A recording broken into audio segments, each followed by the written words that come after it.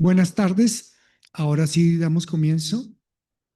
Buena, les agradezco a todas las personas por asistir, por estar esta tarde de viernes acá. Eh, Tengo el gusto, bueno, a los límites del humano, un seminario que lleva ya como 6 años. Esta es la segunda presentación del semestre, la segunda conversación que tenemos del semestre. Hay otras más, esperen los flyers. Mm, Tengo el gusto de presentar a Lina Álvarez Villarreal, que va a hablar de filosofías agrícolas para nuestro tiempo. En, la, en, el, en el cartel aparezco yo como un diálogo realmente es Lina, que va a hacer una presentación de algunas de las ideas, ¿cierto?, centrales de este libro que salió recientemente, el año pasado, este año, la feria de este año, y se llama Reanimar el mundo, aló, Alternativas filosóficas a la economía del crecimiento, de editorial Herder, y que fue presentado ya también en la Feria del Libro.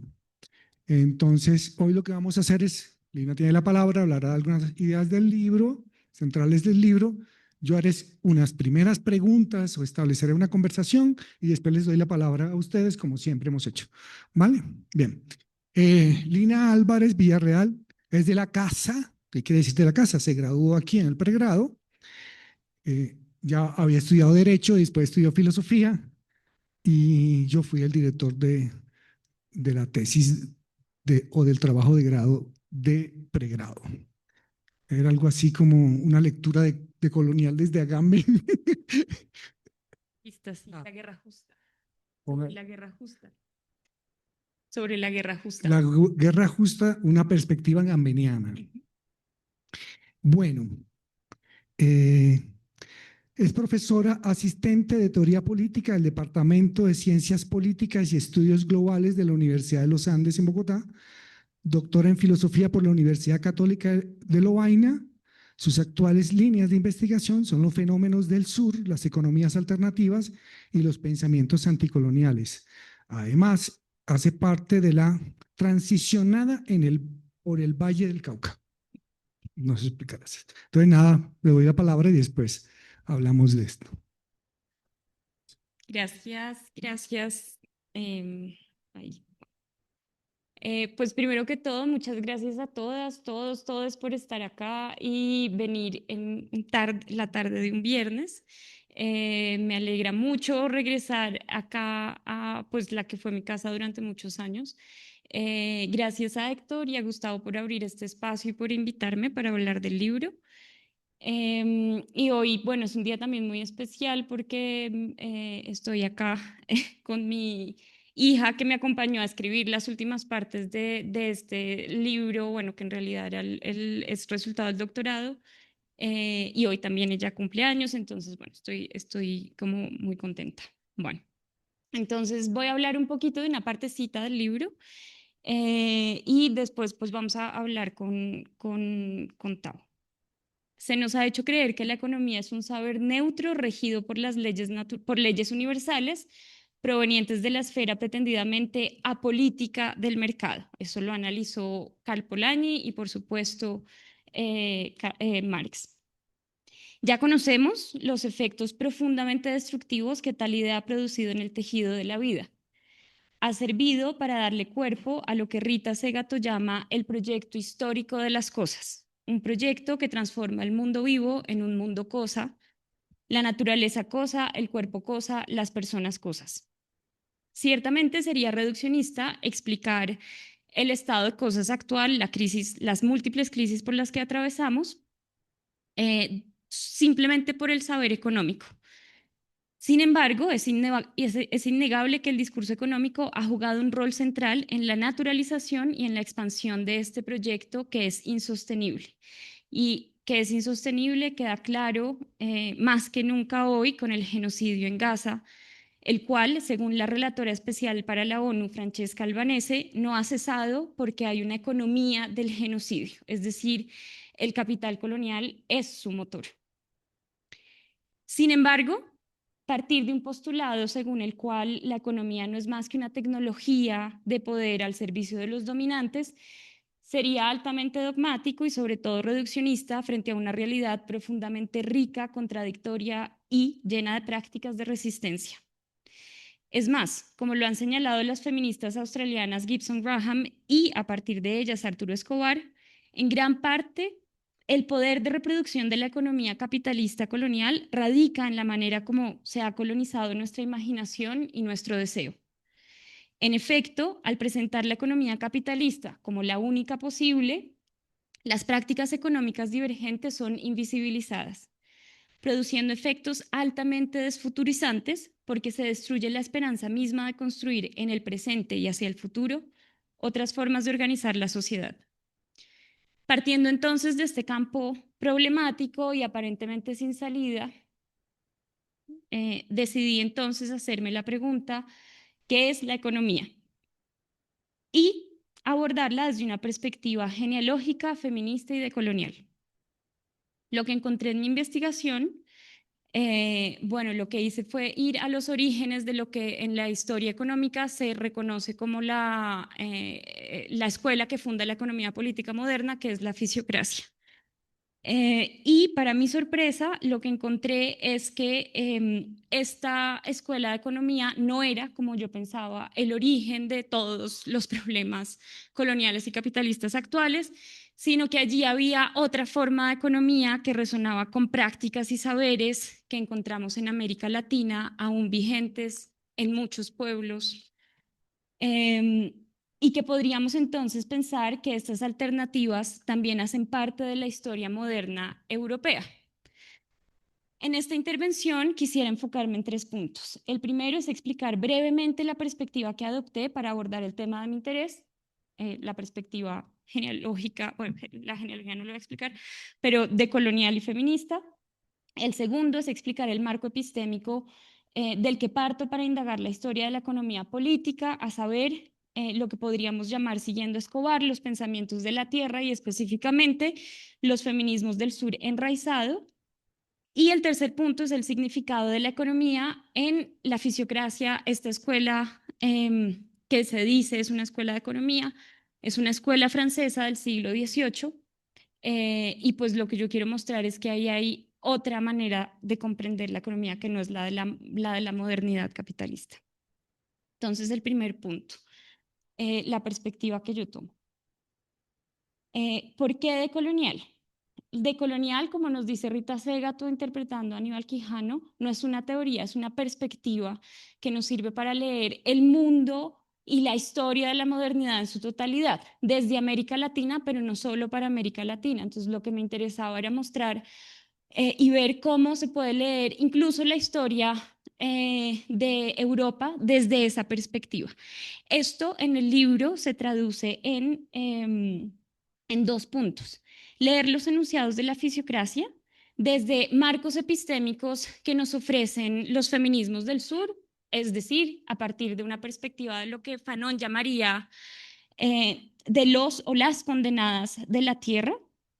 En segundo lugar, esto se traduce, la perspectiva colonial, en el sentido que interpretó los enunciados de la fisiocracia a partir de las relaciones coloniales que Europa estaba estableciendo desde el siglo XVI y XVII en el Caribe, especialmente a través del régimen de plantaciones.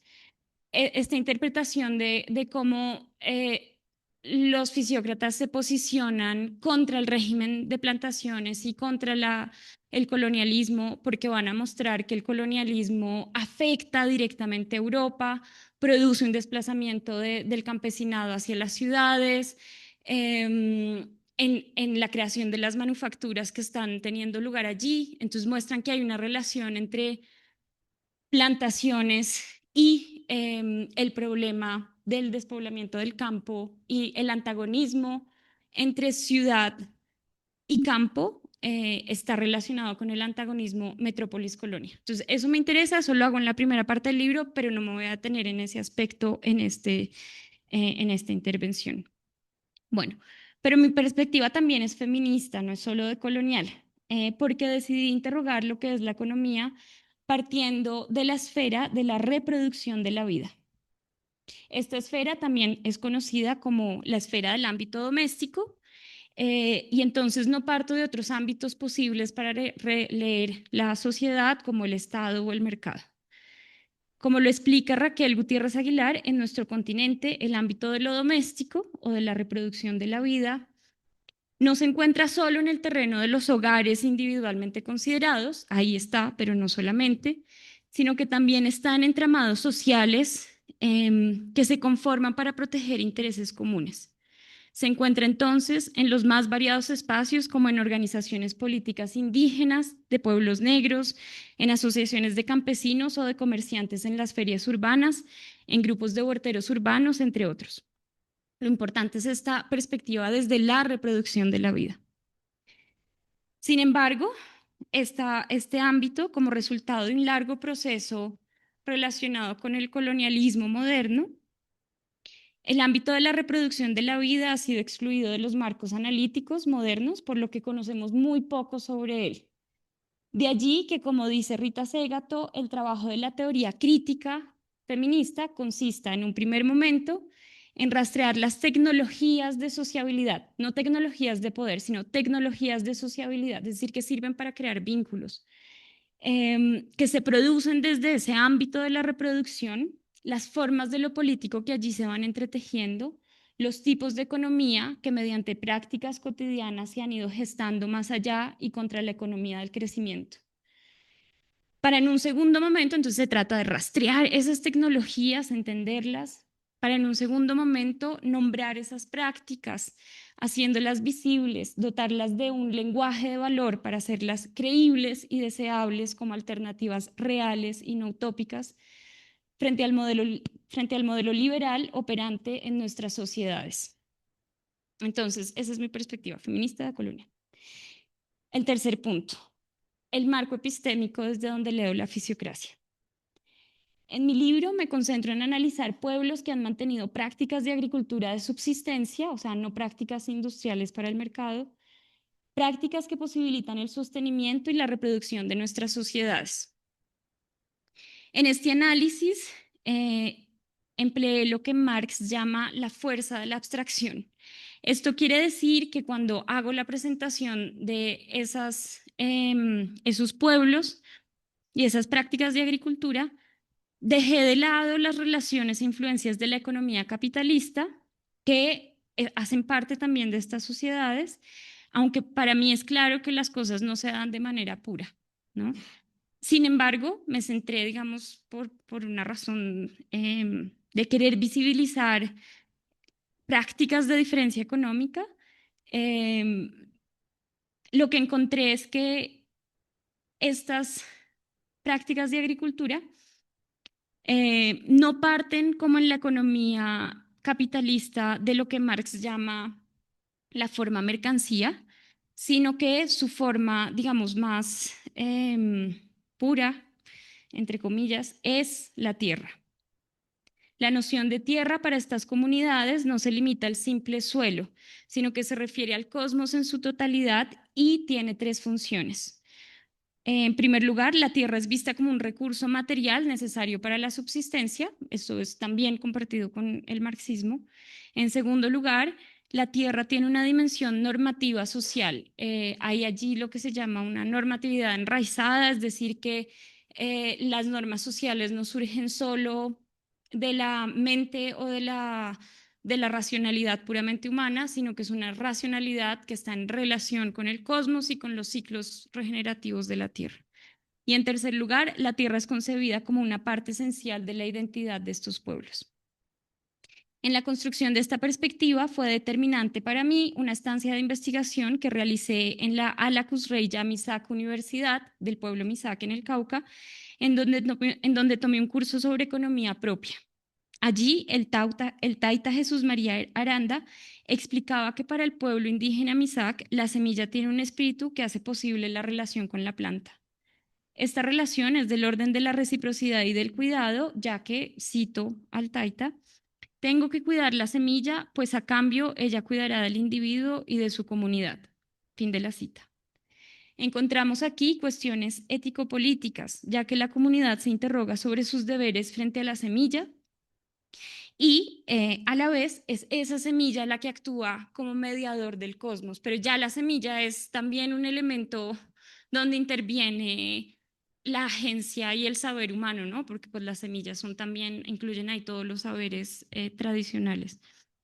En ese sentido, Aranda invitaba a los participantes del seminario a plantearse la siguiente pregunta: ¿cómo se puede retribuir a la semilla lo que nos dio y lo que ella regresa a la tierra de la que proceden los Misak y que es uno de sus ancestros, decía él?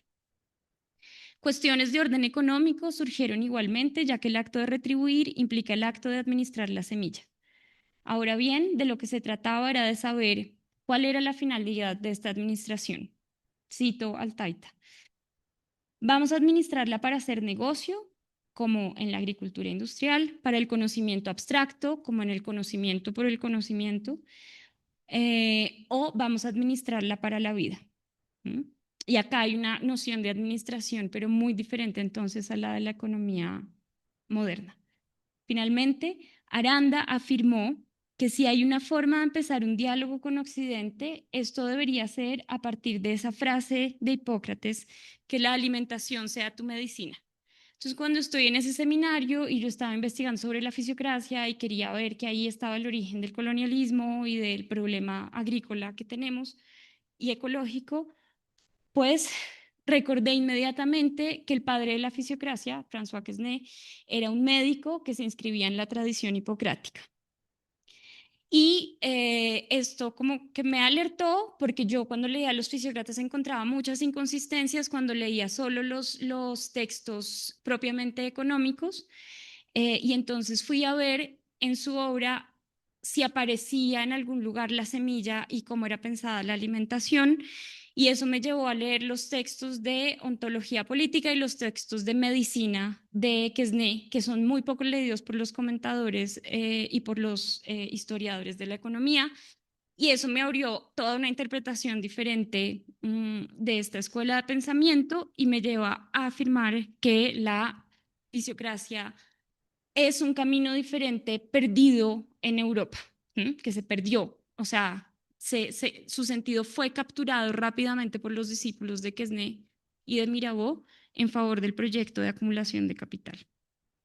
Bueno, entonces la fisiocracia, después de este marco epistémico que me da la Universidad Misak. Lo primero que es importante resaltar es el hecho de que Quesnay es médico, médico hipocrático, se inscribe en el vitalismo, es del siglo XVIII, y también se inscribe y se inspira en el providencialismo de los padres de la iglesia, sobre todo la iglesia de Oriente, muy inspirada en el estoicismo.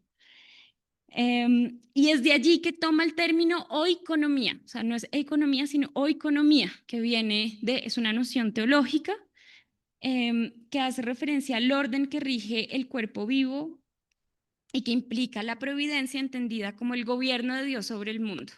Y esto va a dar para pensar la relación entre esas economías sagradas, como de un materialismo sacramental que está en los pensamientos indígenas y campesinos, y una concepción también acá de la economía y del mundo como un mundo vivo y atravesado por la divinidad. Es a través de la noción de providencia. Bueno, entonces lo que me interesó cuando vi los textos de Quesnay, de su ontología, es que criticaba muy fuertemente al cartesianismo y le interesaba mostrar que no había un dualismo ontológico, y para eso lo que él va a plantear es que todo cuerpo, que la unidad mínima sustancial del mundo es el cuerpo. Y todo cuerpo está constituido por una materia animada que es el alma vegetal. Esto lo puede tomar tal vez del pensamiento aristotélico, pero de una manera que invierte la gradación del ser, porque lo primero para él ontológicamente es el alma vegetal, y ya vamos a ver por qué. El alma vegetal es un principio divino y es material. Es como Dios se expresa en el mundo, pero él ya mismo es material. El alma vegetal explica entonces, por un lado, la unidad substancial de materia y forma, no son dos cosas diferentes, y por el otro, explica la relación de trascendencia en la inmanencia de Dios en el mundo físico. Ahora bien, para entender la constitución de los cuerpos y las causas comunes a la generación de la vida, Quesnay va a concentrarse en la reconstitución de la fertilidad de la tierra.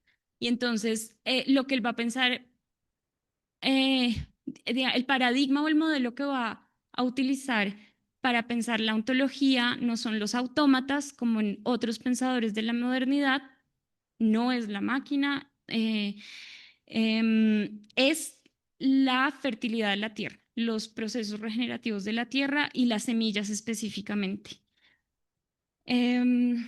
Desplaza de esa forma la discusión moderna sobre los cuerpos, lo desplaza de la física mecanicista hacia las esferas de la química antigua y moderna, porque él era médico de Luis XIV y ahí conocía a los químicos de la época, Maupertuis, bueno, se me olvidaron los nombres, Buffon, y entonces estos naturalistas tienen la idea de que la materia es un principio viviente, pero ellos son protoevolucionistas, ¿sí? Entonces la materia tiene como un principio de formación, pero no tiende a algún lado. Los fisiócratas sí creen que la materia tiende a algún lado porque todavía guardan esta idea como de la divinidad. Pero bueno, entonces se inspiran de eso, de la química moderna y antigua, de la agricultura, y desde ahí van a pensar su ontología.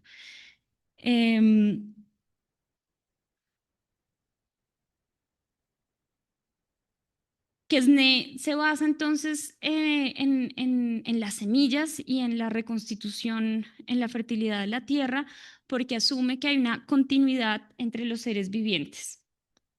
Para él, cito a Quesnay, el principio de organización se encuentra en las semillas.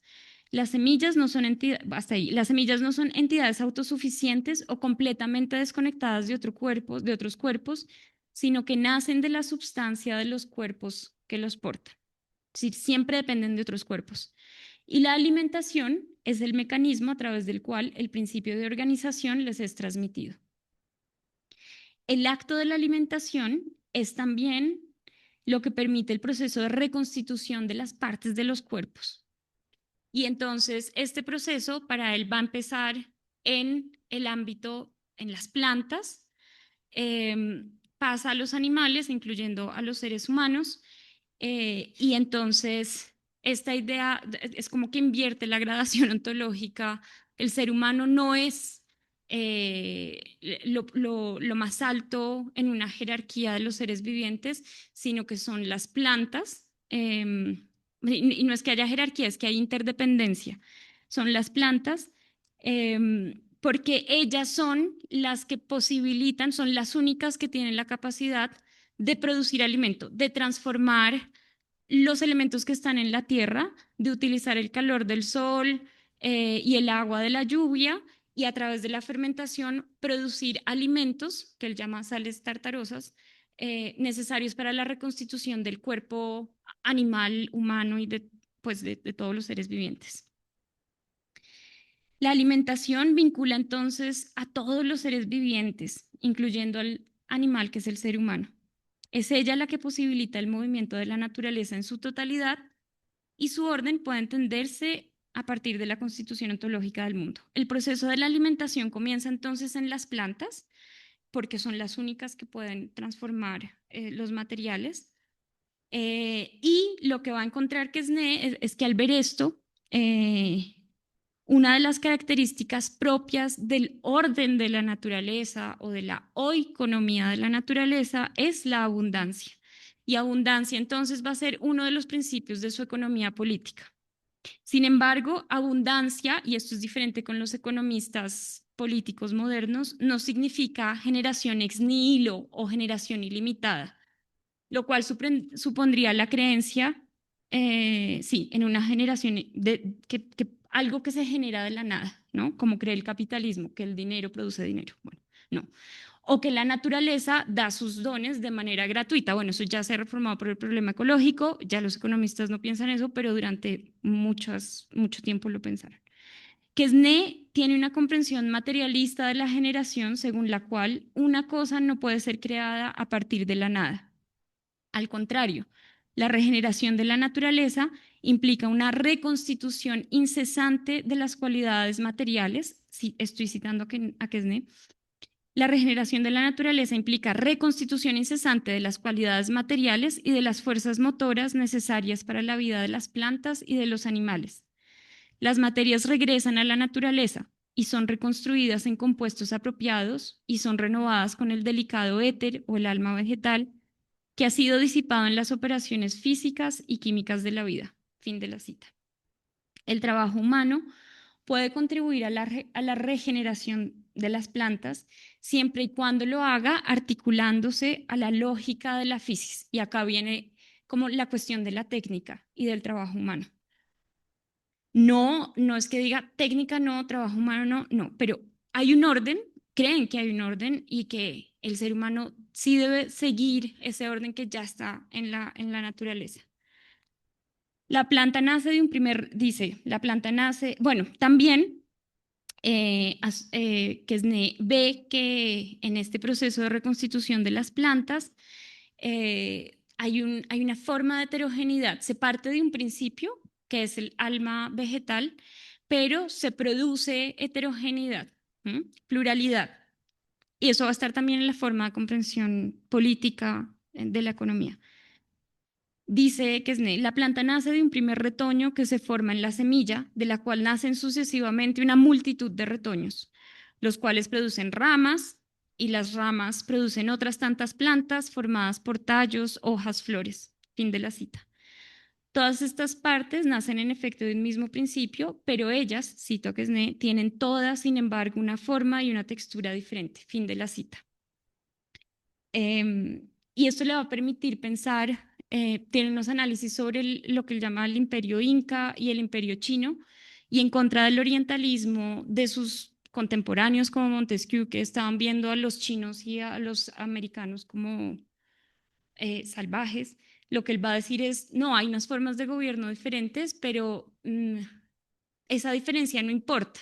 Pueden tener constitución política diferente, lo importante es que respetan la regeneración de la tierra, digamos, son imperios que son agrícolas y a él le parece que Europa debería aprender y no dejar eso de lado como lo estaba haciendo con el mercantilismo emergente.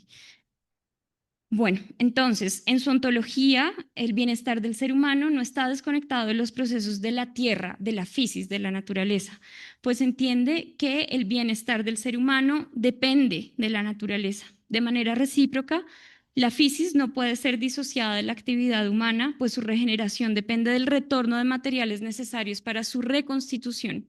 Y esto lo ve porque está viendo las transformaciones tan terribles en el campo y en las plantaciones específicamente. Estamos en el momento de las plantaciones, del monocultivo, que está destruyendo la fertilidad de los suelos. Richard Grove, que es un historiador ambientalista, en un libro que se llama Green Imperialism, muestra que las transformaciones del colonialismo desde el siglo XVIII fueron tan terribles que ya algunos colonizadores y algunos fisiócratas que eran intendentes se dan cuenta de la perturbación que estaba produciendo el sistema colonial en el suelo y en el clima también. Bueno, porque eso implicaba destrucción de bosques, cambió la precipitación, las lluvias, y ya había una cuestión de conciencia de esto. Y acá, Quesnay también está hablando de eso, de si la actividad humana no se ordena con los procesos, con los ciclos de la naturaleza, la fisis también es perturbada. Su reconstitución no es posible. Entonces el médico francés escribe a partir de eso que, como es médico, ve la agricultura, entiende los procesos de la generación de la vida y dice, la física del cuerpo humano es la base del arte de sanar, muy hipocrático. A su vez, el arte de sanar es entendido como la introducción del equilibrio en los cuerpos. Pareciera como un médico funcional de ahora. La actividad principal que permite alcanzar y preservar este equilibrio es la alimentación. Estas ideas constituyen los fundamentos de la filosofía política y económica de Quesnay. El cuerpo, entendido como un cuerpo finito y de necesidades, o sea, un cuerpo que no se satisface, no puede satisfacerse el solo, es el elemento que permite la articulación entre la physis, la naturaleza, y la política propiamente humana. Y la agricultura es la técnica que va a permitir lograr el buen equilibrio en la sociedad. Entonces, de la oikonomía o del orden de la naturaleza, lo que él va a tomar son estos principios de interdependencia, reciprocidad, abundancia, circulación y corporalidad, y a partir de ahí va a proponer un modelo económico que se lo dirige a los reyes de su tiempo, porque él ve que están impulsando estas guerras comerciales coloniales y que eso está destruyendo el tejido social.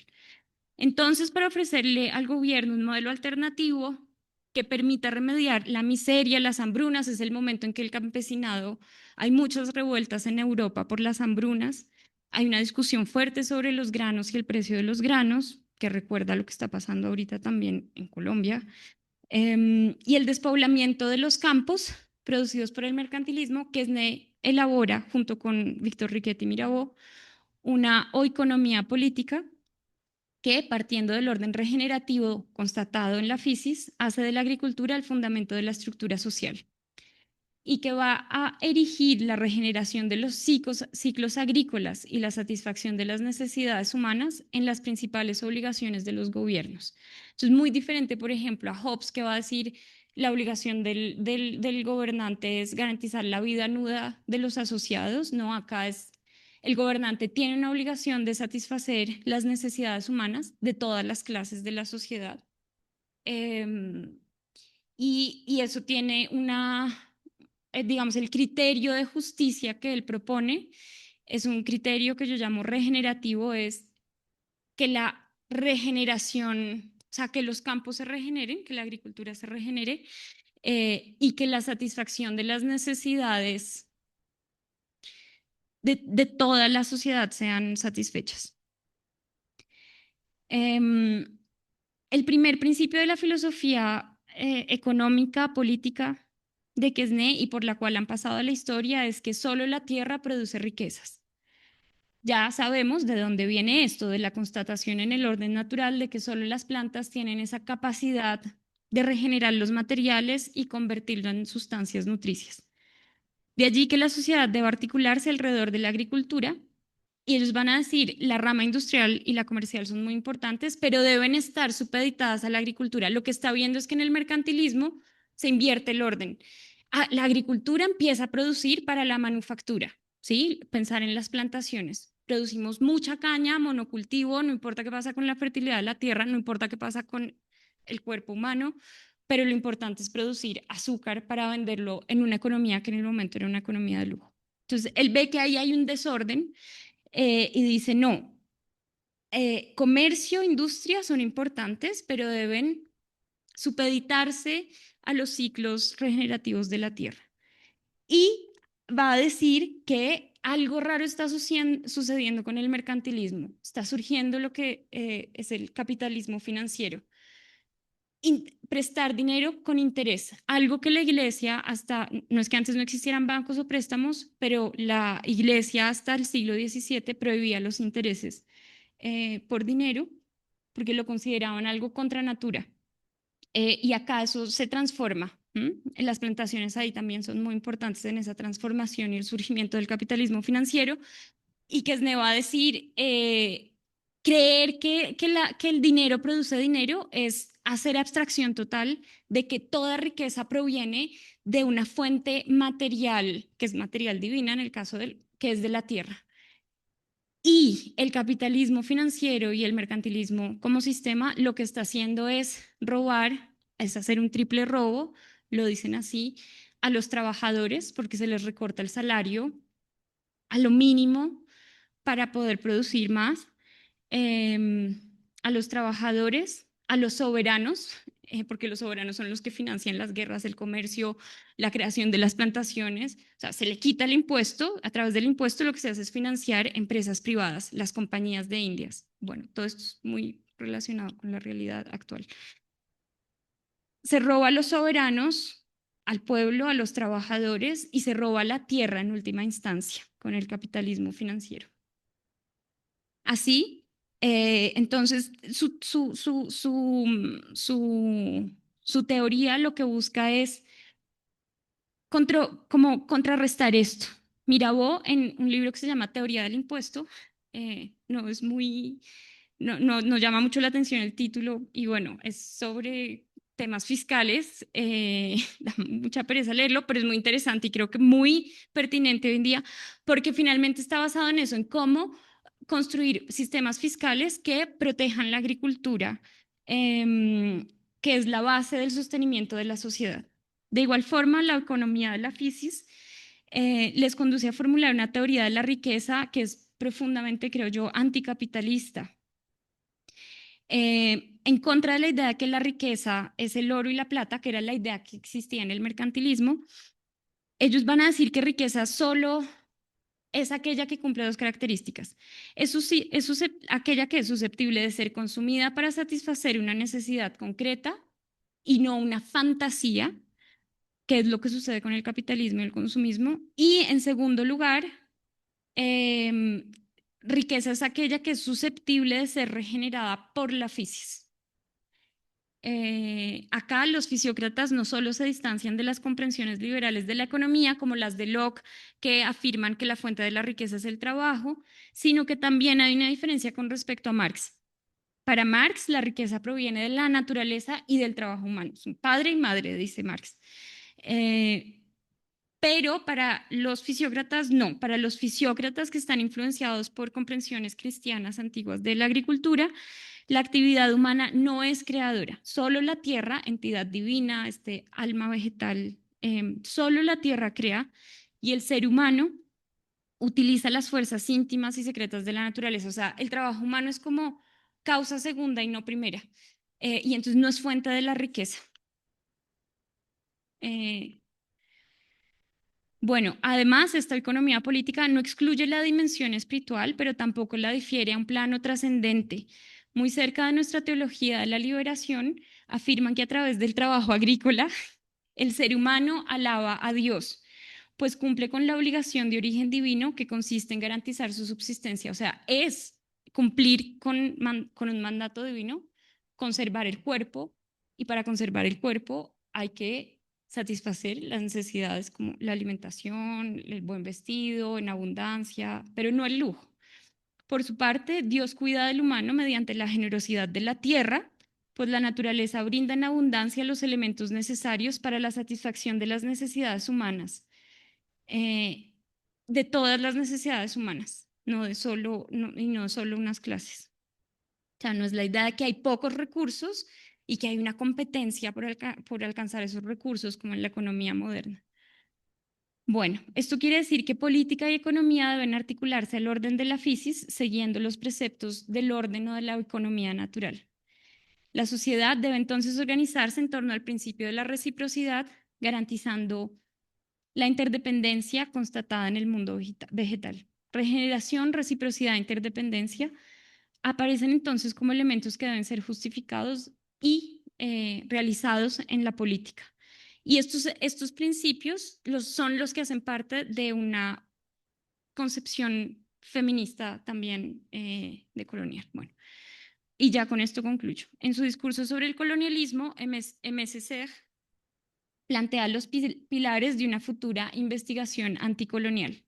Según él, cito a Segg, habría que estudiar en primer lugar cómo la civilización trabaja para descivilizar al colonizador, para embrutecerlo en el sentido literal del término, para degradarlo, para desportar sus recónditos instintos en pos de la codicia, la violencia, el odio racial. Fin de la cita. Es decir, para hacerle desear su propia destrucción. El pequeño camino que acabo de recorrer con ustedes nos muestra la existencia de una comprensión de la economía y de la naturaleza en Europa y en la modernidad europea, siglo XVIII, muy diferente de aquella que ha posibilitado la destrucción del mundo y de la humanidad. El pensamiento fisiocrático nos muestra entonces, por un lado, que debemos dejar de alimentar el imaginario de una Europa todopoderosa desde sus comienzos, destructora de geografías exteriores, pero preservada a su interior. Lo que nos muestra el hecho de que este pensamiento existía y que estaba basado en prácticas, no era una simple teoría, em, nos indica que el proceso de extirpación colonial implicó simultáneamente un proceso de destrucción de los lazos sociales al interior de Europa. O sea, que el colonialismo no privilegia al colonizador, lo que dice César, sino que lo afecta directamente. Al mismo tiempo, las resonancias entre los pensamientos del sur y la fisiocracia, ambos centrados en la regeneración de la vida humana y no humana, nos permite salir del narcisismo y del maniqueísmo en el que nos hacen encerrado la colonialidad. Encontramos acá, es decir, que esas prácticas de economía no es algo como por allá que exista solo en los pueblos indígenas y que sea súper raro. Creo que hay acá, en las dos perspectivas o teorías, una racionalidad y una politicidad femenina, en el sentido que el centro y el fin de estos pensamientos es la regeneración de la tierra y así del ser humano. El trabajo que queda por hacer es el partir de esas brechas existentes, estableciendo diálogos de lugares, como diría Fabián Ebussi-Bulaga, un filósofo camerunés, establecer diálogos de lugares que nos inspiren a crear otros presentes bajo la creencia de que es posible retomar los hilos de nuestro pasado y dar curso a lo que Rita Segato llama un proyecto histórico de vínculos. Gracias. Gracias.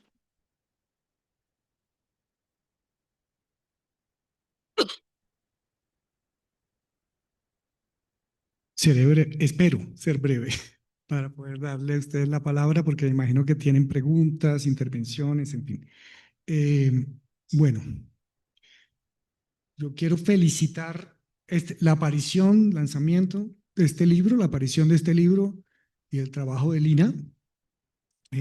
A ver, por varios aspectos, algunos de los cuales ella ya señaló, que tiene que ver sobre todo con la perspectiva de la que se acerca.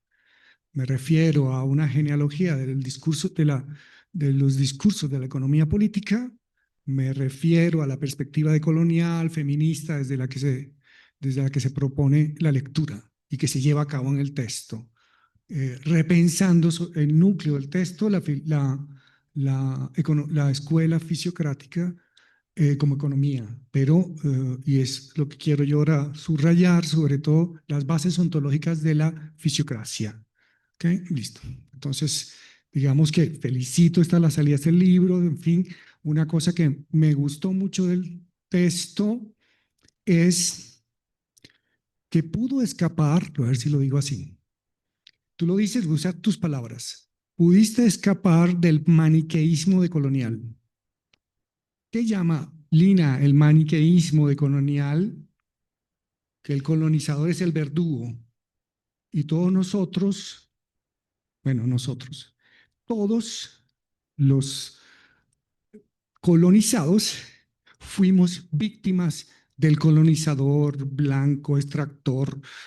Entonces hay como una especie de, a lo que yo siempre me he quejado, perdón que cada uno, pero qué bueno que haya salido en el texto de Lina este asunto maniqueo de el europeo blanco macho extractor, ¿cierto? Que no es que no lo sea, pero es maniqueo, simplemente nosotros somos las víctimas del genocidio, etcétera, etcétera, mientras, creo que eso es lo maniqueo.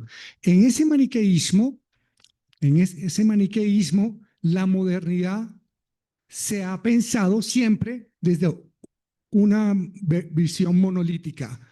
Es decir, la modernidad se piensa cartesiana, la modernidad se piensa sobre todo en la modernidad más ligada al 18 y al 19, que tiene que ver con el surgimiento del capitalismo. Eso es lo que se hace muchas veces prestado por la versión de la modernidad que tiene Heidegger, la época de la imagen del mundo. Perdón si me meto en muchas. Bueno, entonces, los discursos coloniales de Dussel y algunos de ellos caen en esto. Tú no pones nombres, pero yo creo que te estás refiriendo también a visiones maniqueas que tienen que ver con esa perspectiva de colonial. En cambio, la MS Ser que acabas de citar trata de ver cómo hay el colonialismo también implicó una autodestrucción del pueblo europeo. empobrecimiento de los campesinos, vagabundos que aparecen cuando... Entonces, todo ese proceso de la modernidad, incluso esa modernidad que describen ellos en el sentido de la modernidad del capitalismo, anterior incluso a la máquina de vapor, que ya existía, eh, no solo por los campos, eh, no solo por la esclavitud, ¿cierto? Y el régimen de plantación, sino que también hubo esclavitud en Europa, en la minería y una cantidad de cosas. Entonces, felicito el hecho de que esta versión de colonial reconoce el endocolonialismo europeo y el exocolonialismo. Me parece que son mis palabras, pero creo que es un resumen de la perspectiva que a mí me parece buenísima cuando dice no quiero hacer una versión de esto. ¿Y cómo lo hace? Pensando una alternativa en la misma, el, encontrando una alternativa al hacer una genealogía del discurso económico político y el lugar privilegiado que tiene en eso la fisiocracia. Entonces, la fisiocracia es una escuela moderna, pero no es una escuela moderna de la que estamos acostumbrados a hacer una caricatura. Bien, entonces, y eso me pareció fabuloso.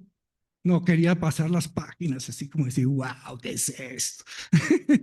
eh, porque nosotros los estudiosos, y digo mis estudiantes y nosotros, hemos visto que la modernidad es irreductible a esa caricatura de la colonialidad maniquea. ¿Qué? Porque hay un vitalismo en Leibniz, porque hay un vital... muchas de los vitalismos de los que tú hablas aquí son tomados, claro, del origen de las ciencias biológicas, Buffon, etcétera, etcétera, pero también Malebranche, las influencias en Quesnay son muchas, del providencialismo medieval que va a retomar, o de la idea de provincialismo, y empieza a construir Quesnay un una modernidad vitalista que ya hemos visto, cuyo centro es el alma vegetal, la alimentación, la generación, la regeneración y sobre todo la idea de physis, que es fundamental. Entonces, es una idea de physis que es fundamental, ya la presentaste, no tengo que volver sobre esos temas que yo quería volver, pero ya está bien presentado ahorita. Entonces, es la idea de physis, una fisiócratas. Entonces, son la idea de physis, que es el fundamento de una alternativa económica. Es una ontología de la physis en donde la base no es el trabajo, sino las plantas, el alma vegetal, la alimentación, la agricultura. Entonces tenemos todo el paquete que va de la physis a una economía basada en el modelo agrícola. Bien, o sea, maravilloso que hay. Léanse ese libro. eh, bien, punto. Hay que leerse ese libro, no sé cómo, pero hay que leérselo. Y solo por lo que estoy diciendo de una genealogía incluso positiva, propositiva. Muchas veces Foucault hace una genealogía para mostrar los dispositivos de poder, pero esto no, es para mostrar la alternativa de los dispositivos de poder, que en ese caso era el mercantilismo. La alternativa es el proyecto económico que plantea Keshne y Mirabeau al rey. En el momento en que del mercantilismo ya se puede ver todas las destrucciones coloniales que ellos mismos ven. O sea, ese es un discurso de colonial, ya en ellos, aunque no lo llamen así, por supuesto. Y ven otras alternativas en China y en el imperio incaico que no caen en ello. Habría que mostrar que los mayas cayeron en ello antes que llegaran los españoles. Pero esto ya es otros temas que, ok, los mayas acabaron con el medio ambiente y no había todavía pisado aquí ningún conquistador. Pero ya esos son otros terrenos en los que yo no quiero ahorita entrar, pero quiero simplemente situarlo. Puedes poner los incas, puedes poner China y ciertos momentos en China, porque hay otras ciudades en China que también acabaron con el medio ambiente. Bueno, no, es largo, pero eh, me alargué. Mi punto central es esto, que quisiera preguntarle a Lina, que me pareció también muy estos conceptos de materialismo sacramental. El primero es este, el papel, tú lo explicaste, pero quiero que ahondes en un asunto, en el papel de la providencia. Esto no es simplemente Dios que crea el mundo, tú lo dices acá, lo explicaste un poco rápido ahorita, pero quiero que lo profundices un poco, pues sobre todo para los filósofos que nos interesa este asunto, ya ya Anne Conway había mostrado la posibilidad en un vitalismo de conectar o de hacer posible una trascendencia inmanente. Bien, y ella es una vitalista. Hay una fuente interesantísima, y antes incluso de Leibniz. Hay una trascendencia inmanente en Anne Conway. Incluso la noción de alma es de cuerpo y alma no es dualista, en fin, en fin. Que coincide un poco con esto. Lo interesante de acá, de esta noción es el modelo de la planta, el modelo de la semilla y la naturaleza, toda ella como un proceso de regeneración a través de cadenas trópicas. Okay, esto es maravilloso. Cadena trópica obviamente no es un término de esa época, quería usar metabolismo de la naturaleza, pero la noción de metabolismo es posterior, pero ellos anticipan todo esto. Y quiero decir que en todo eso que estoy explicando, sin meter a Dios, el alma vegetativa, en el alma vegetativa, que es el alma del universo, como el elón vital, el éter llama a él, pero es una especie de elón vital creado por Dios que le da vida y que se constantemente en esa creación, la creación de la fisis constantemente se regenera porque Dios ha creado esa alma vegetativa en la naturaleza. Esa es la providencia, es la trascendencia que se hace inmanente en el proceso de la fisis. Lo expliqué yo y te lo iba a preguntar, pero bueno, si quieres añadir algo, sobre eso me pareció también interesante. Lo otro, léanlo, es que cuando ella dice oikonomía, sí, el término oikonomía por los cristianos, no por los griegos, significaba el gobierno de las cosas, el gobierno del reino, el gobierno de Dios, que la figura para eso es Cristo. El oikonomía significa, obviamente, en griego, la gestión de la casa, pero para los cristianos es la gestión, la administración, el gobierno del reino. ¿Eh? Ese es un concepto de economía. De algún modo todavía, pero lo que hacen bonito los fisiócratas, y Lina lo muestra, es que esa economía ya no es ni el gobierno de la casa, en el sentido griego de la palabra, ni la gestión del reino. Si lo es de la gestión del reino en tanto fisis, de modo tal que la economía deviene cosmos. Entonces la casa se politiza, no es al revés.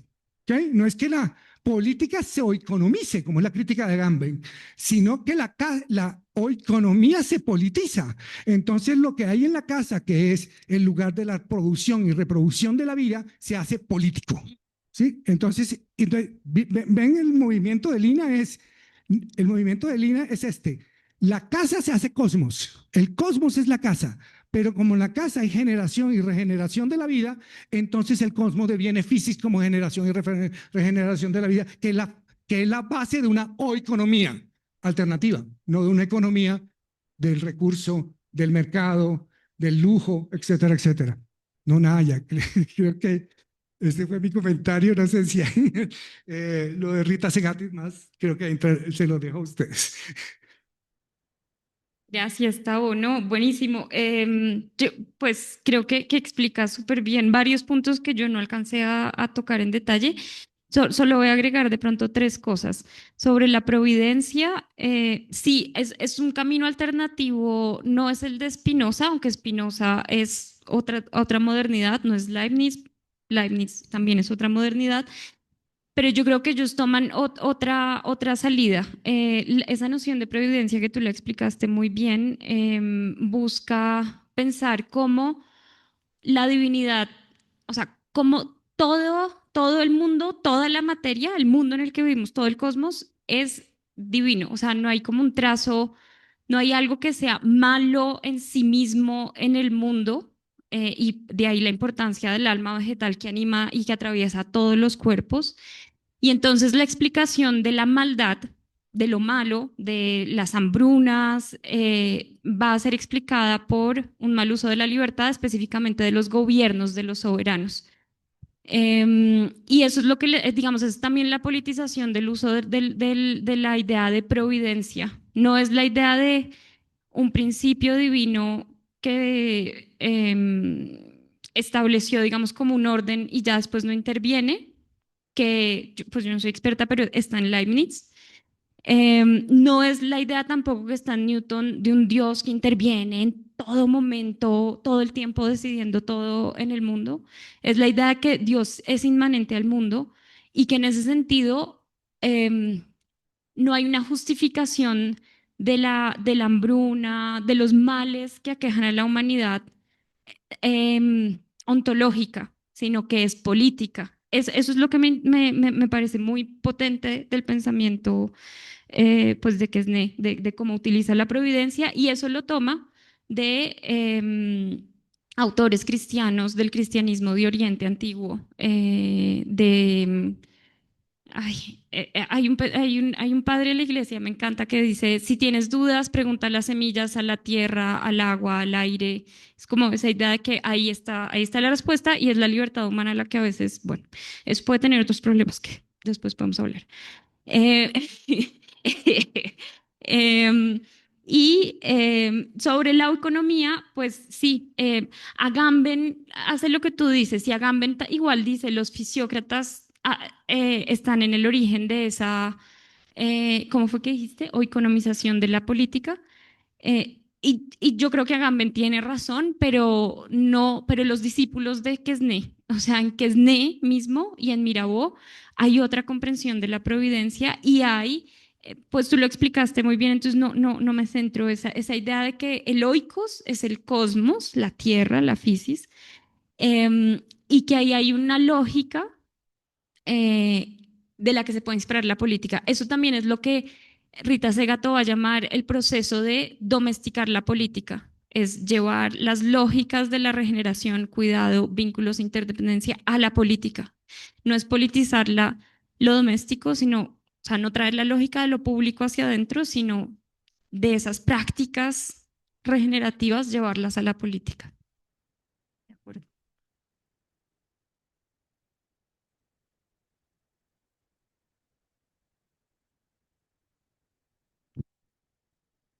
No, no, insisto con eso, la versión decolonial de la modernidad maniquea, eurocéntrica y toda demás lora, no reproduce de algún modo, teóricamente,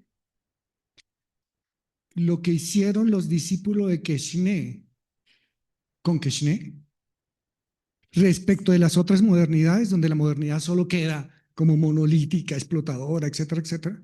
Eh, Sí, Incluso el proyecto Modernidad Colonialidad lo hace. Se inventa una Europa cuya modernidad, eurocentrismo, es maniqueo, invisibilizando lo otro, lo que tu trabajo sí muestra.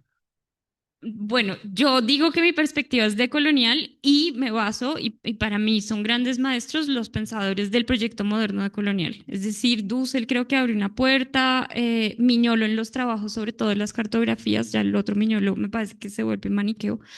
Rita Segato, Aníbal Quijano, Arturo Escobar. Y yo creo que en esos autores no hay un maniqueísmo, en esos autores lo que hay es mostrar que hay una modernidad que fue la hegemónica, la que rige nuestras prácticas actuales.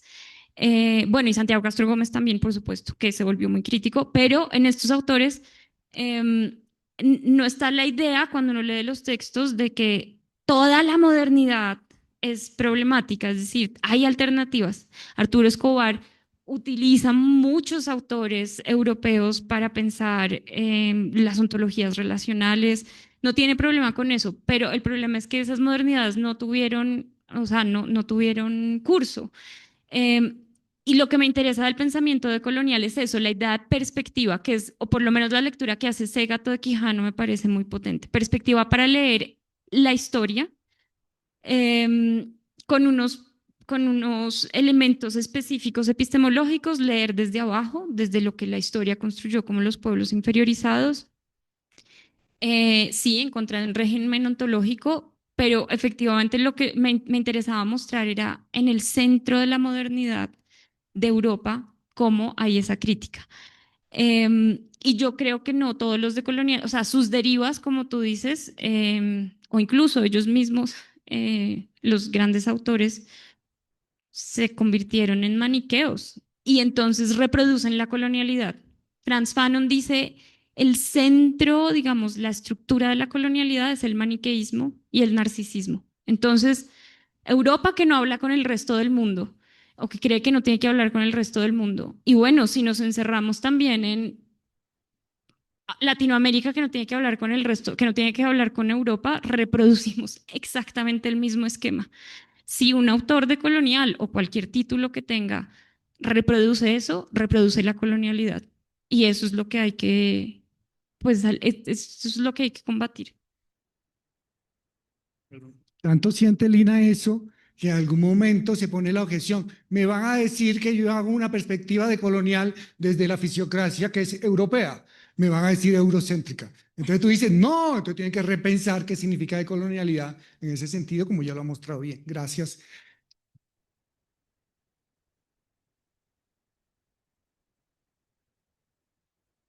Hola, buenas tardes a todos. Hola, Lina, muchas gracias, profesor Quirola. Gracias por este gran espacio. Yo, pues no me quedan muchas dudas sobre ese proceso. La verdad, lo han dejado muy claro y muy enriquecido me voy de esta pequeña charla. Te quería más preguntar por la experiencia que tuviste con los MISAC alrededor de la semilla. No sé si podrías explorar un poquito más esos temas y cómo fue el tema de la semilla, sobre todo en la actualidad y el porvenir.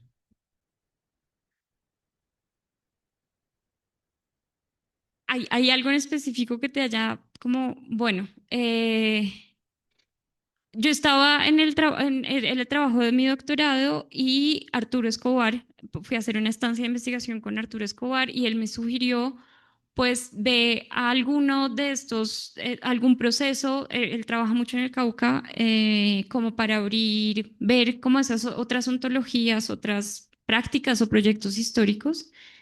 Y entonces fui al pueblo Misak, me dijo, es como el más filósofo de los pueblos indígenas, o sea, sí, y fue allá y hablan, bueno, es pues muy chévere. Eh, y tuve mucha suerte porque justo ellos tienen una universidad indígena que se llama la Alacus Reykjavik Misak Universidad. Y es por módulos, tienen como diferentes módulos, administración propia, formación sociopolítica, economía propia y la cuarta no la recuerdo en este momento. En ese momento estaban en el módulo de economías propias y se estaba hablando sobre esos procesos, sobre desde la semilla, porque es un pueblo agrícola, pensar los procesos de despojo múltiple que estaban teniendo lugar de diferentes formas. El Cauca es un lugar como de donde se llevó a cabo el proceso, digamos, las políticas del desarrollo, con los monocultivos de caña, pero también con el café. Entonces, se estaban interrogando sobre, bueno, cómo sería una economía que no se deja llevar por esas lógicas del mercado, por las prácticas coloniales. Y se interrogaban desde con unas también unas pedagogías muy son de pedagogía popular, pero muy sentipensantes, como el cuerpo está muy presente ahí, entonces era la semilla, ir a visitar también las huertas de los MISAC. Y bueno, pues ahí aprendí un montón porque eso me abrió, fue como el marco epistémico que me permitió entender, hay otra forma de pensar la economía, ¿sí? Como creo que hay algo que la razón sola no puede hacer. Hay un peligro de ir a hacer como trabajo de campo y eso, y es como la mirada exotizante y colonial y extractivista. Por el otro lado, poner el cuerpo en la investigación permite entender cosas, yo creo, que si no, no se entienden de la misma forma.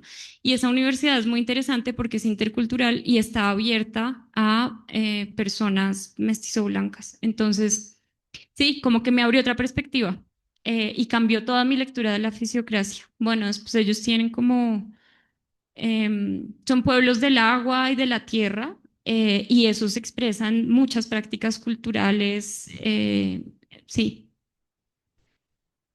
desde la casa hasta la economía. Lina, una cosa pequeña, porque es una palabra que ha estado ausente en la presentación, por cierto, muchas gracias. ¿Por qué reanimar? O sea, porque no aparece en todos lados, apareció regeneración, apareció un montón de reproducción, pero ¿por qué reanimar? Sí, bueno, la respuesta no tan interesante es, El título lo elegimos con el editor y fue una sugerencia, porque yo soy muy mala para poner títulos interesantes. Eh, entonces, fue una sugerencia, pero porque sí rescata algo del libro, que es esta parte. El libro tiene tres partes: una que es muy histórica, desde las plantaciones del Caribe y la transformación del campo; la segunda parte, que es la ontología de la fisiocracia y la teoría política; y la tercera, que son los pensamientos del sur. Em, y en la segunda parte, o sea, segunda y tercera, lo que muestran es que una concepción política y económica no extractivista en gran parte está relacionada con cosmovisiones de un mundo vivo, y que no tienen miedo de introducir dimensiones de espiritualidad en esos conceptos, que es algo que se pierde con cierta modernidad. Entonces, reanimar en el sentido, bueno, no quería usar el término reencantar como en referencia a Weber, porque reencantar da la idea como de que es una creencia de algo que en realidad no es así. Reanimar es entender que el mundo está animado, que no es algo muerto, que no es un objeto, que no es un instrumento.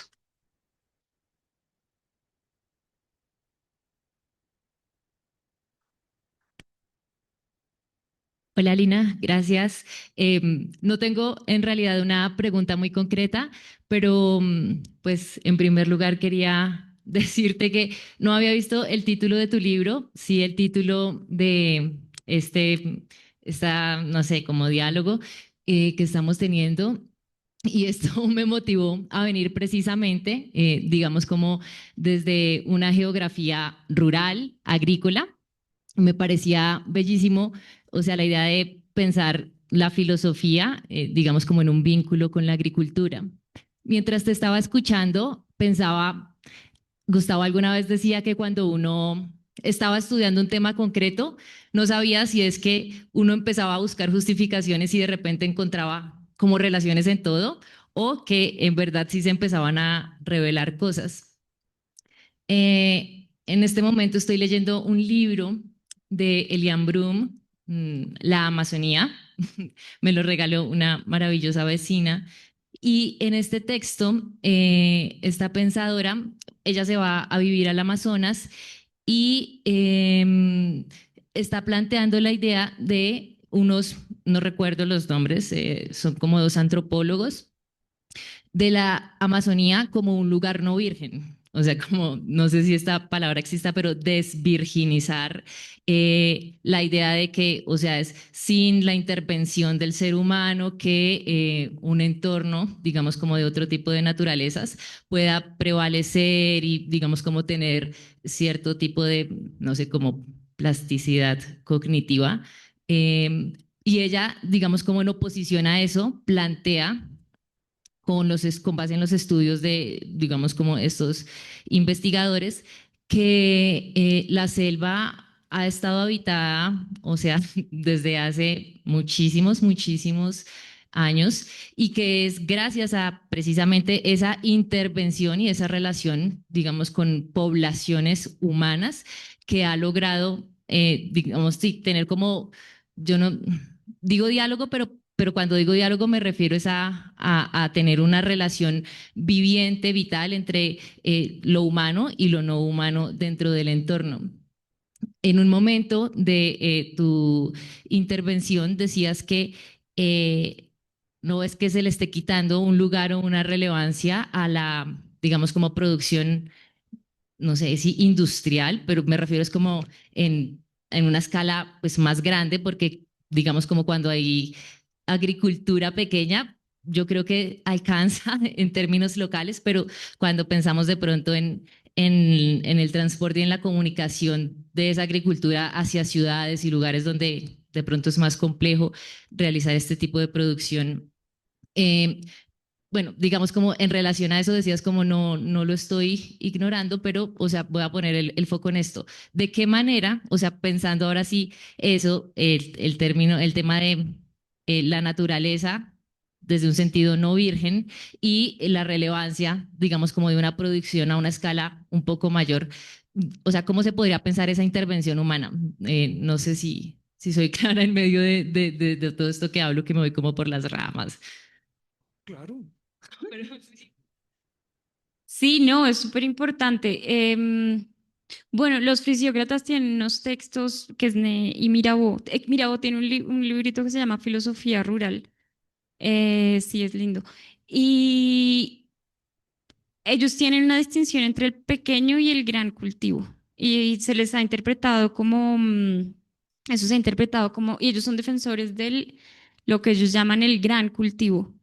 Entonces se ha dicho, no, son unos capitalistas agrícolas. Están pensando en el monocultivo y eso fue lo que yo al principio dije, ah, sí, origen, la plantación.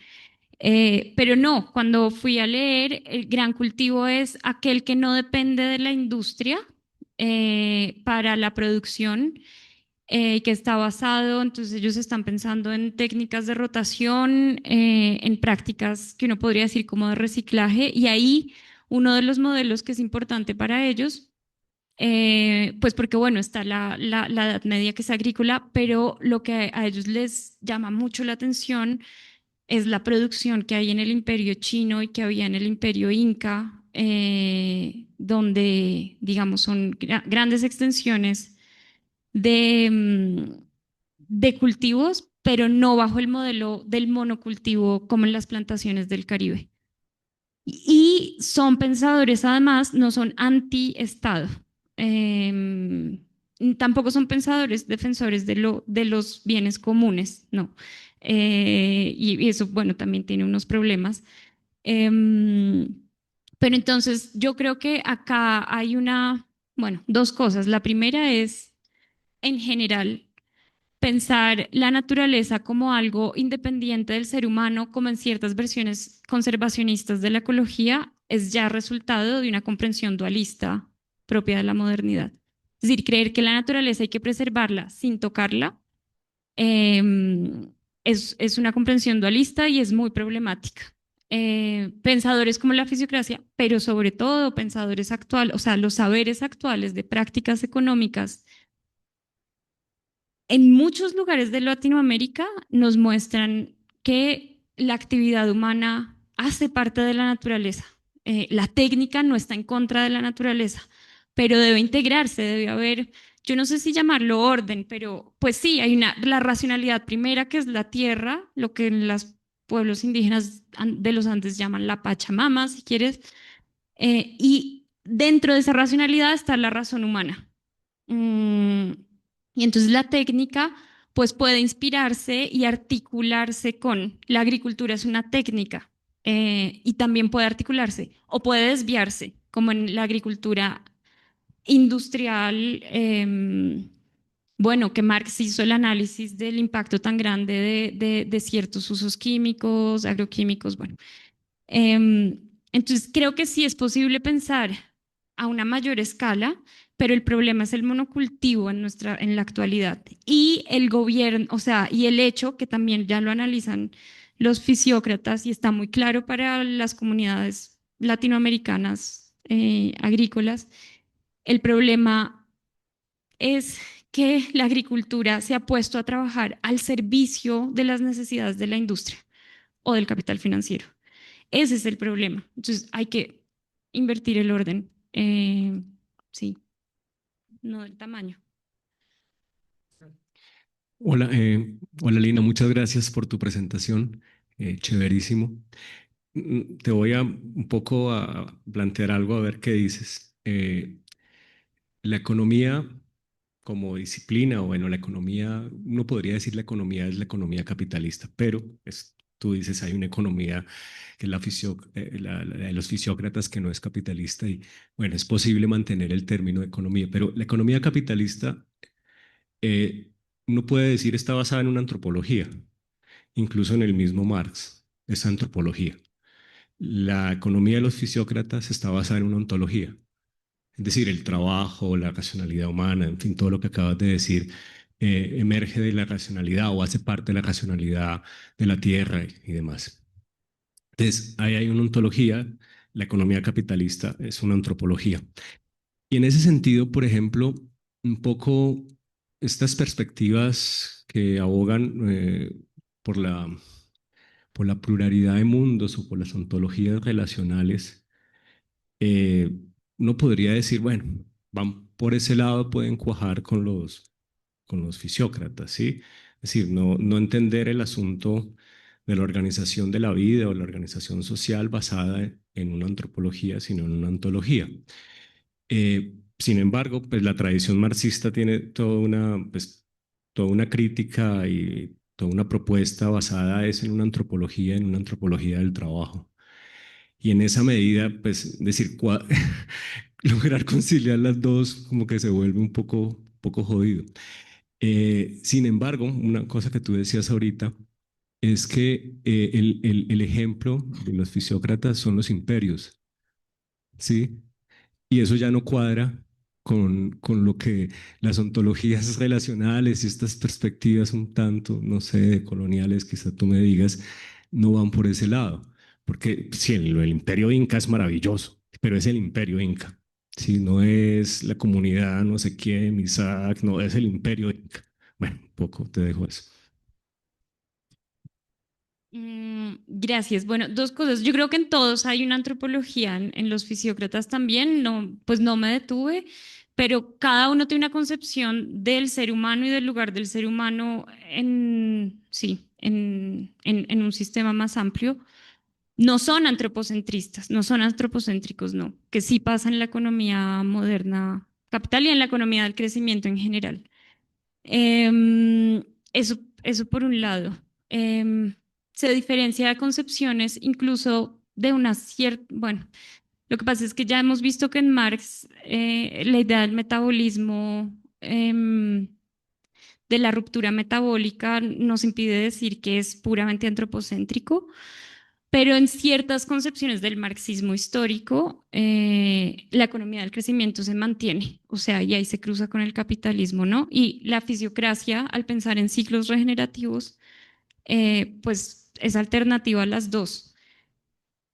Lo del imperio, es que yo creo que, claro, no son pensadores, no son anarquistas, y ahí hay una diferencia. Eh, y ahí hay un gesto que yo hago, sí, de intentar traducir, y la traducción nunca es completamente fiel ni posible, pero hay puntos de relación.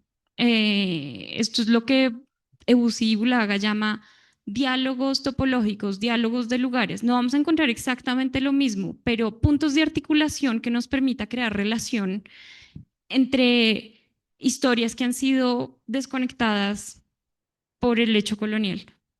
Entonces sí, no son anarquistas, no son contra el Estado, pero sirven para pensar formas de Estado no modernas.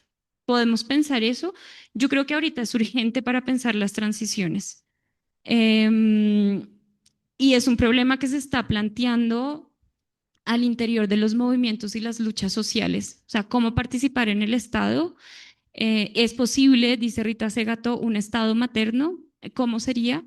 Y yo creo que acá hay unas pistas, el tema de la reforma tributaria, de una estructura fiscal, ahí hay elementos, eso por un lado, sí, son pensadores del Estado.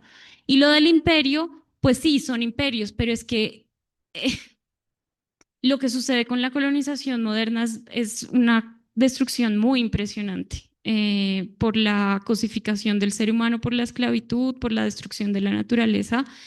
Entonces son imperios, pero la forma de colonización incaica es muy diferente a la colonización moderna. Y entonces usar el mismo término ahí pasa como con el término economía, puede hacernos perder las especificidades, y ahí está el peligro.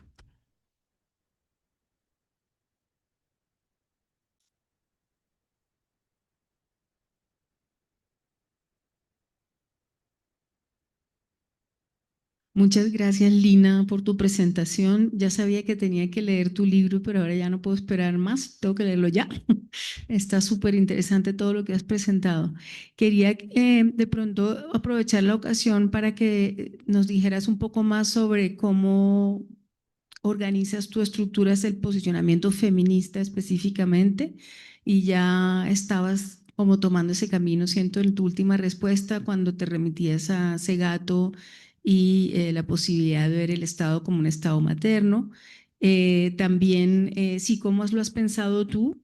No sé cómo te posicionas respecto de lo que dice Rita Segato al respecto, si tú tienes otros elementos que podrían entrar a jugar para quizá pensarlo un poco distintamente, o sea, cómo entra lo de los cuidados, la conexión con la vida, lo regenerativo, los cuidados como perspectiva feminista, ¿cómo lo perfilarías tú más concretamente en este momento? Sé que es una pregunta muy difícil y de alguna manera no sé si te ha interesado, porque veo que también está la cuestión del anarquismo, de cómo los fisiócratas no son anarquistas, pero veo que te ha interesado también mucho la cuestión del anarquismo, porque hay una discusión que a mí me parece profundamente interesante entre Marx y Proudhon, siendo Proudhon anarquista, y esto conecta con la cuestión sobre el feminismo, porque una cosa interesante de los anarquistas es que yo pienso que fueron como de los primeros hombres feministas en la medida en que aceptaban la unión libre, etcétera, etcétera.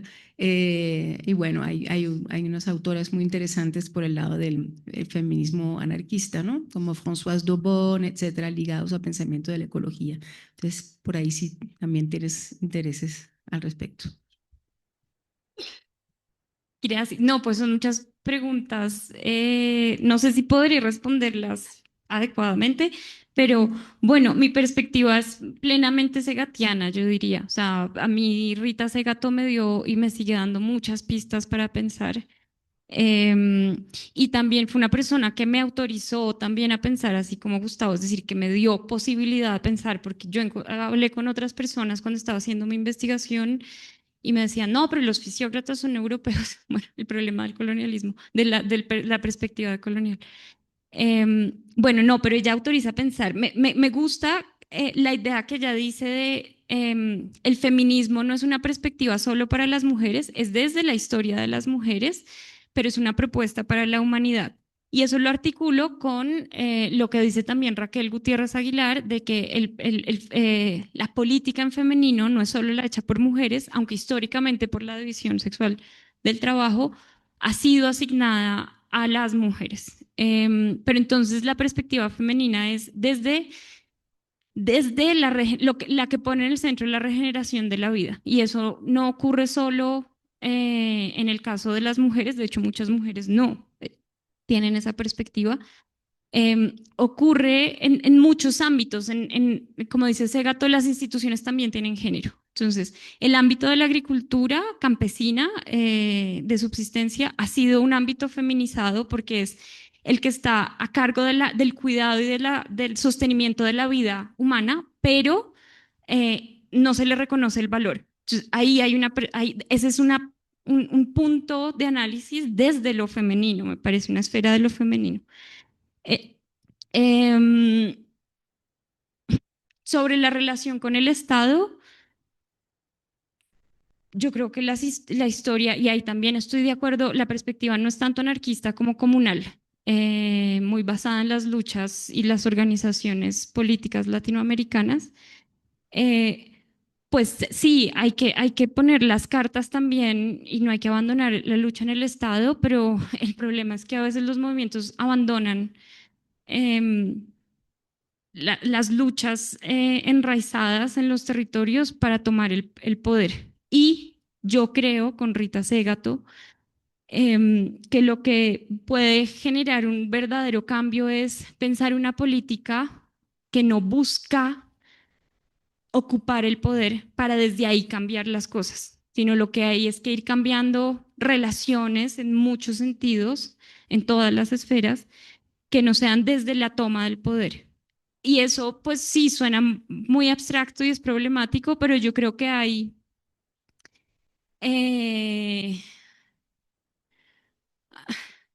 pues que hay unos principios y yo encuentro en esta idea también en los fisiócratas, sí, son pensadores del Estado,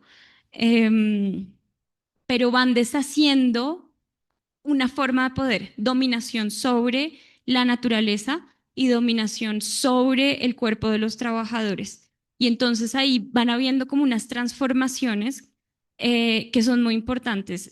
Rita Segato también dice, no se trata de cambiar un todo y reemplazarlo por otro. Esa idea de revolución ya la historia nos ha mostrado que no sirve. Se trata de transformar como en los postestructuralismos desde las brechas. Entonces yo creo que acá hay unos elementos que pueden ir sirviendo, tal vez no es cambio del todo, y grandes preguntas pues no podría responderlas, pero desde lo que yo he trabajado, lo que he visto, las luchas que he acompañado también en el Cauca, pues creo que sí se puede ir transformando desde esos ámbitos. Y el punto está, y la perspectiva femenina que a mí me interesa es en transformar, no en transformar el deseo mismo de tomar el poder. ¿Mm? Y eso se articula con los ecofeminismos más de origen asiático y europeo, que no está, que Segato no los trabaja tanto, pero a mí me sirven mucho, y es en pensar que eso, que el poder también sobre las mujeres ha ido históricamente en relación con el poder o la dominación sobre la naturaleza. Entonces, cambiar esos dos ámbitos es ya cambiar el patriarcado. Mm. Hola Lina, ¿qué tal? ¿Cómo vas? Primero que todo, muchas gracias por la presentación. Estoy muy emocionado de poder leer el libro próximamente. Felicitaciones también, obvio, por Alma. Yo traigo una pregunta que creo que en la última intervención ya respondiste, por lo menos parcialmente, pero de todos modos la planteo. Proviene en parte de las discusiones que hemos tenido en el semillero con Nicolás, con Carlos Arturo y en el seminario con Pierre. Cuando comenzabas tu intervención, la exposición, hablabas de que para poder entender ciertas dinámicas que se gestaban tanto en la fisiocracia como en las economías enraizadas, había que comenzar con un gesto de abstracción para no ver inmediatamente cómo había una relación con prácticas capitalistas. Y en ese sentido, yo quiero preguntar por eso, por esa relación con las prácticas capitalistas. Porque a lo largo de las discusiones que hemos tenido con las personas que ya mencioné, veíamos una diferencia en la interacción que tuviera Mariátegui, por ejemplo, que habla de la coexistencia de prácticas de comunismo incaico en la supervivencia de, digamos, de dinámicas espirituales vinculadas a la IU, pero que existían ligadas a dinámicas de servidumbre, ¿sí? De colonización, etcétera. También, por ejemplo, en nuestra lectura de Kush, veíamos que también había una interacción de pronto más ligada a la dinámica monolítica que había describido Gustavo, que es en la cultura popular latinoamericana, habría esta experiencia fundamental del estar que se opondría a una experiencia moderna, podríamos decir, Kush no lo dice, pero una experiencia capitalista. Y en ese sentido, Mariate y Kush lo que buscan con sus, digamos, estudios es activar ciertos tipos de potencias que existen en, ya sea en el caso de Mariátegui, en prácticas comunitarias vinculadas a la IU, ya sea en Kush, una experiencia fundamental de lo humano que describe el término estar. Yo quiero preguntar es, ¿qué tipo de potencias busca activar tu apuesta genealógica de estudiar un movimiento intelectual del siglo XVIII, ¿sí? En relación con, digamos, aquello mismo que se gesta en el momento en que ese movimiento intelectual está estudiando, que son, digamos, prácticas capitalistas? ¿Qué sentido tiene para el presente, en el mismo sentido que, por ejemplo, Mariátegui busca ver la supervivencia de prácticas de comunismo incaico para poder ver la posibilidad de, digamos, la reinstauración o la lucha contra las dinámicas de servidumbre por medio de esas prácticas de comunismo incaico? Entonces, mi pregunta general, que creo que venía respondiendo en la última intervención, es la apuesta genealógica de estudiar la fisiocracia, cómo se relaciona, ¿sí? En relación también con obviamente con las dinámicas del pensamiento filosófico enraizado del sur, con las dinámicas capitalistas. ¿Qué tipo de relación hay tal? Esa es la pregunta. Gracias. El tipo de relaciones, perdón, en la última parte. ¿Qué tipo de relaciones o qué tipo de potencias busca activar una investigación genealógica de la fisiocracia en relación con ya desligado de la abstracción primera que hacías y más bien en relación con las dinámicas capitalistas presentes. Bueno, a mí me gusta esa concepción aymara, que también es la concepción del sankofa africano y afrodiaspórico. Sankofa es un pájaro que está mirando hacia atrás y tiene un huevito en el pico. Entonces mira hacia atrás porque hacia atrás, y la idea aymara de el futuro, nuestro futuro está atrás, ¿no? Entonces el huevito es el futuro, pero el pájaro está mirando hacia atrás. Eh, entonces creo que hay dos cosas, volver hacia atrás, porque creo que ahí hay enseñanzas no solo de las cosas que se hicieron mal, y esto se ha trabajado muchísimo en el análisis crítico sobre el capitalismo, sino también alternativas que puedan inspirar el presente. Y el hecho de que los fisiócratas estén en una discusión que todavía es actual, que se estén posicionando frente a formas de extracción, de colonialismo, de destrucción del campo, del capitalismo financiero. Creo que hay elementos que todavía son válidos hoy en día. Claro, con muchos cambios porque es que han cambiado muchas cosas, no es como que podamos volver atrás o algo así, pero hay elementos que pueden ahí servirnos en la actualidad. Con los fisiócratas no hago abstracción. Los fisiócratas, el primer capítulo es todo un análisis como de las contradicciones, o bueno, no mentira, sí, de pronto hay algo de abstracción, para mostrar cómo la fuerza crítica o alternativa. Ahí me interesaba específicamente decirle a Europa, ustedes han perdido mucho. Es que esto es lo que me gusta de ese ser, que él dice, el que pierde con el colonialismo no es la primera víctima que uno piensa que pierde. Y Segato también lo dice para el caso del patriarcado. Las primeras víctimas del patriarcado son los hombres, ¿sí? Muy polémico. Y acá también las primeras víctimas del colonialismo son los colonizadores. Porque me interesa, como que tenemos que empezar a cambiar esa idea de privilegio. Uno tiene privilegio, no lo quiere soltar, y empezar a mostrar históricamente a través de las prácticas cómo estructuras de dominación que creemos otorgan ciertos privilegios en realidad producen una destrucción del sujeto que se cree o que es dominante. Y ahí en eso la fisiocracia hace eso. Y con con las epistemes del sur hice una abstracción y yo creo que sirve como en una fuerza argumentativa, pero creo que tiene muchos problemas también, porque se puede como exotizar, y sobre todo crear como evitar lo que se puede llamar una memoria vigilante, es decir, estar alertas a que esas prácticas son vulnerables también y han sido vulnerables frente al capitalismo y también han sido capturadas. Entonces, por eso el trabajo que por venir es mostrar también tensiones, articulaciones, peligros. Lina, muchas gracias. Vuelvo a la trascendencia inmanente, qué pena con el público. La noción de providencia, como lo decía Gustavo, la oikonomía del reino, implica, supongo yo, una finalidad. Y me quedé pensando si los fisiócratas me dio la impresión están más en la línea de pensar esos ciclos de regeneración, si ellos, o al menos que SNE, incluye una noción de un telos para esa oikonomía del reino, o si ese telos se da precisamente en la reanimación, regeneración, vivificación durante los ciclos. No sé, eso me interesa. Y aprovecho lo que acabas de decir, no iba a mencionar eso, pero volvió a propósito de la pregunta de Luis Miguel. em, Leyendo recientemente y con Gustavo lo hemos comentado, nada que ver, pero sí, me parece.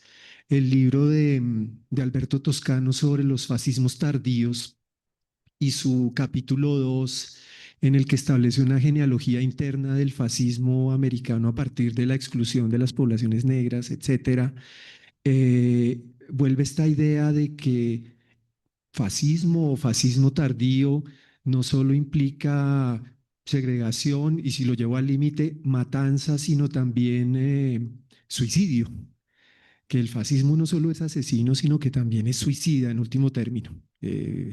Y Césaire, lo citas tú y lo vuelves a decir, el colonialismo no solo produciría las víctimas colonizadas, sino que en algún sentido también sería autodestructivo. Eso pues ya lo dijiste, pero lo quería mencionar. No sé si vale la pena agregar algo más porque veo, como Toscano lo dice, una cierta continuidad. Pues, no vamos a decir que es lo mismo, pero sí habría una continuidad de colonialismo hacia fascismo y eso nos conecta también con el presente. Gracias.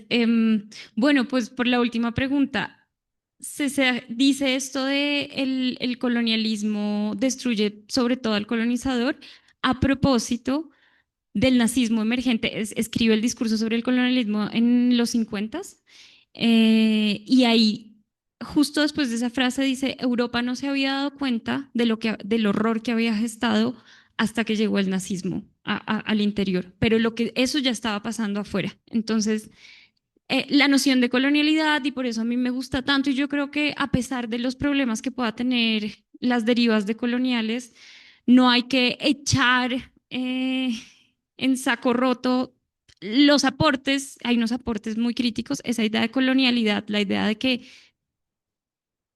lógicas de dominación que se fueron gestando a partir de la conquista de América se mantienen en el presente, creo que es súper potente para pensar ahorita muchas cosas, el fascismo, la inteligencia artificial, el genocidio en Palestina, o sea, y hay como elementos muy críticos para pensar nuestro presente. Y sobre el telos del reino en la fisiocracia, pues que es médico, y es un médico tanto como del cuerpo, como se ve como un médico de la sociedad. Entonces, él ve que está pasando un montón de problemas en Europa, destrucción de los campos, el surgimiento de los vagabundos, que es una población desposeída de la tierra y pues que se niega a vender su trabajo en las manufacturas, destrucción de las tierras, bueno, todo eso.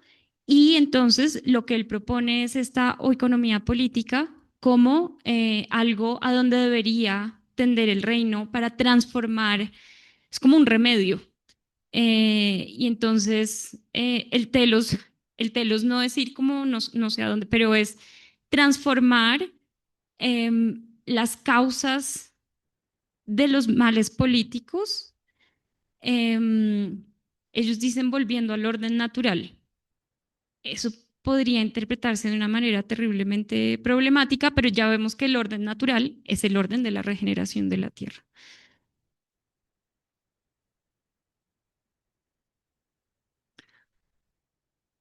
Bueno,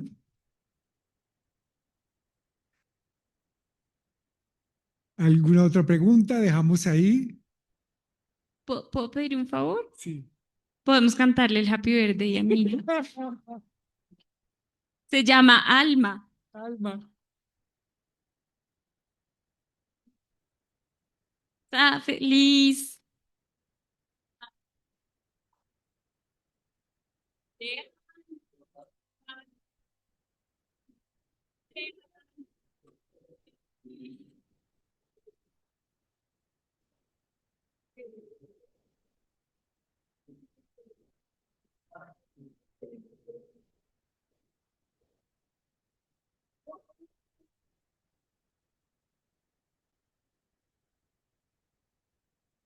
Gracias, gracias. Gracias, Lina. Gracias. O incluso que hayas traído al alma. Al alma del mundo. Ay, gracias.